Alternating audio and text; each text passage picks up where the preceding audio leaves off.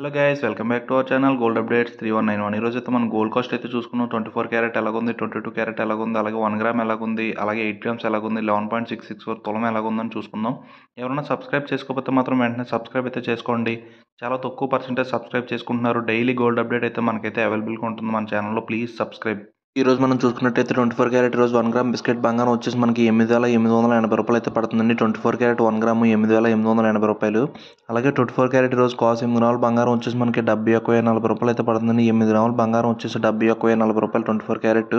అలాగే 24 క్యారెట్ తులం 11.664 గ్రామ్స్ బంగారం వచ్చేసి మనకి 1,03,580 రూపాయలు అయితే పడుతుందండి. 1,03,580 రూపాయలు 11.664. అలాగే వస్తువు తయారు చేసుకుని 1 గ్రామ్ బంగారం 22 క్యారెట్ వచ్చేసి మనకి 8,170 రూపాయలు అయితే పడుతుందండి. 22 క్యారెట్ 1 గ్రామ్ 8,170 రూపాయలు అయితే పడుతుందండి మనకి.